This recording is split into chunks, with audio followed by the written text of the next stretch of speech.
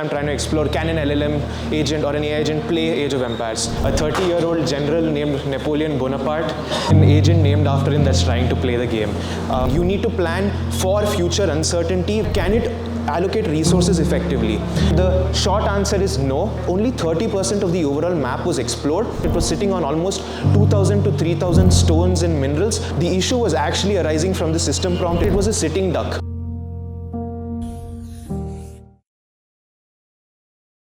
Before we start off, I just want to take you back to 1799. September, faced in front of the majestic Alps, a 30-year-old general named Napoleon Bonaparte. He has three questions on his mind and I want to explore it. He was thinking about, can he defeat the second coalition? Can he manage to return back France's glory? Can he manage to return back to his beloved Josephine? But never in a million years would he have thought of having an agent named after him that's trying to play the game. Very good afternoon to everybody present here. And this is my question I'm trying to explore. Can an LLM agent or an AI agent play Age of Empires? So the idea initially struck upon last year when I was reading Ursula Le Guin's The Dispossessed. In this, the protagonist Shevek is in an anarchist utopia which is governed essentially by what you would say as an benevolent Skynet. This Skynet essentially allocates labor, allocates people, allocates partner, allocates land, houses, you name it. It manages to run an economy very effectively. And in the golden age of AI agents and where you can test everything, whatever you want, I just thought, why not just play it against a real life strategy game?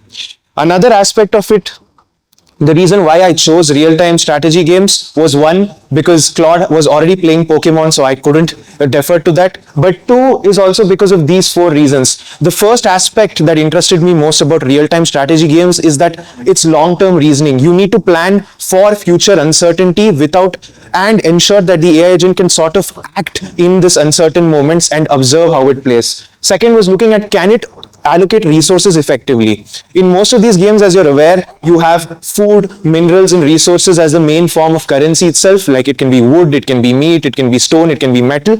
How is it managing to optimize this such that it is rewarded essentially by growing from a village to a town to a city? Third is these multiple objectives. So you have four aspects which you need to be concerned about in real-time strategy games: military, technology, society, and exploration. So can it manage to essentially balance all of these four objectives such that it can survive and defeat the opponent?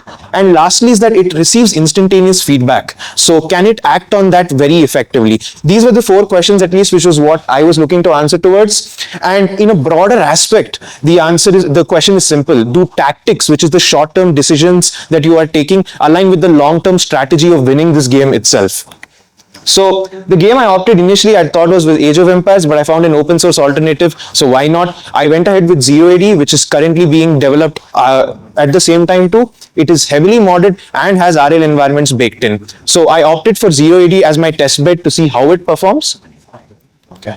And yeah, so this is essentially the available actions an LLM can take across the whole game, but it is incrementally provided to it. You start off as a village, you evolve then into a town, and then to a city. And at each phase, the buildings that you can build, the people that you can train, how you need to train them, all unlock progressively. As a village, you can see you can build civic centers, houses, storehouses, farms, you name it. As you move on to a town, you unlock markets, temples, and other economical engines which can help you grow faster.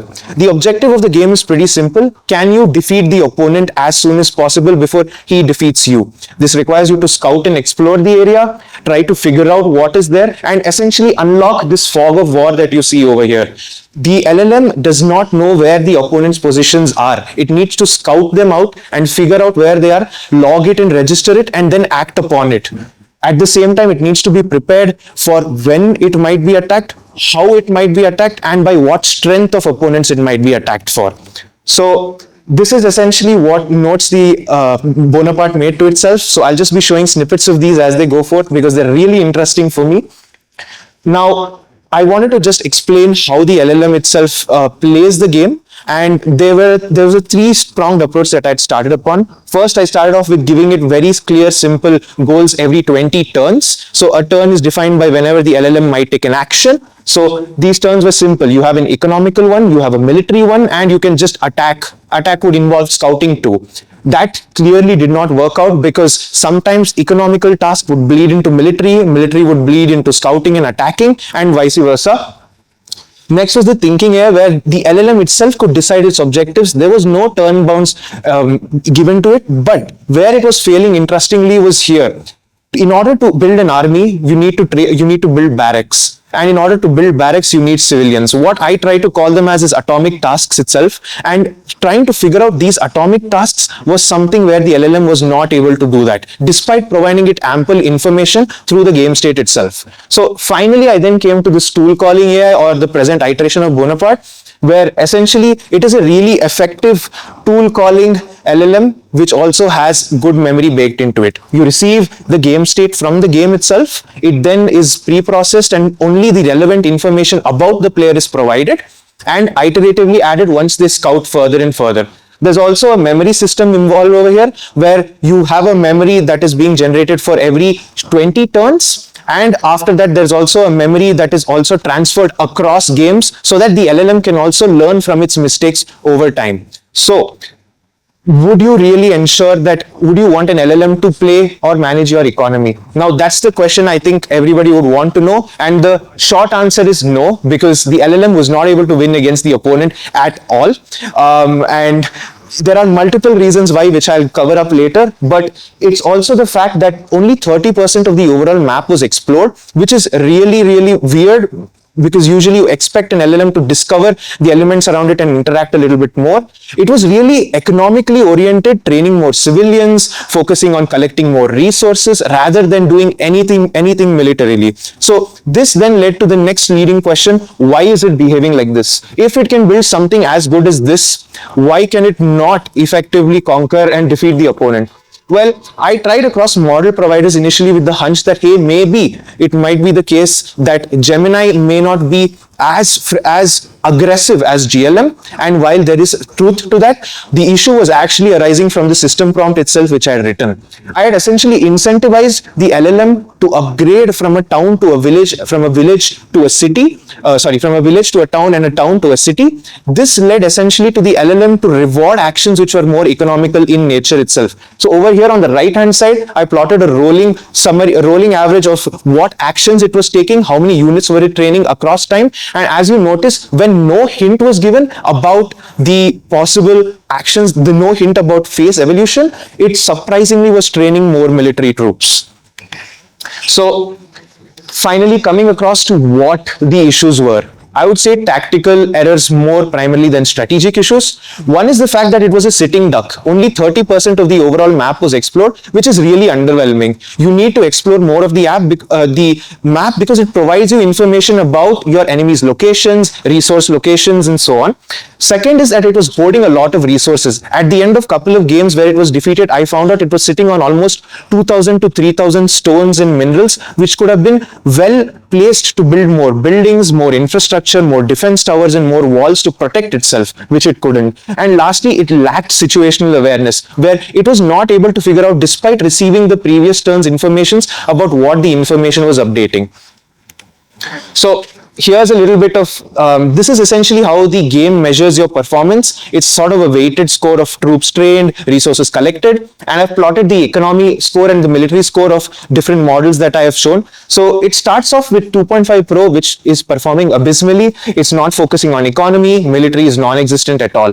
Then 3 Flash I try, and the economical progress is actually significant. It's sort of managing to keep up against the opponent, and the military score is also pretty decent, where it's actually focusing on economy a bit. Lastly, 3 Pro is where actually you see the best performance, because at the early stages of the game, it's somehow managing to actually beat the opponent itself in economics collection. But in military, it's almost performing similar to it, but it fails to. The reason is simple, because once again, it hoards resources.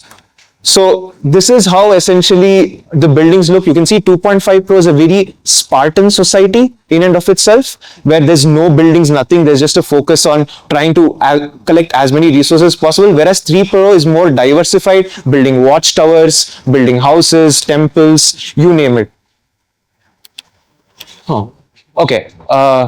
Yeah. So where does the future hold coming ahead? So these are three companies which are actually doing pretty interesting work. One is Good Start Labs. They are also doing something similar to where they're training AI. They're building RL environments on a game called Diplomacy, if any of you must have heard of it.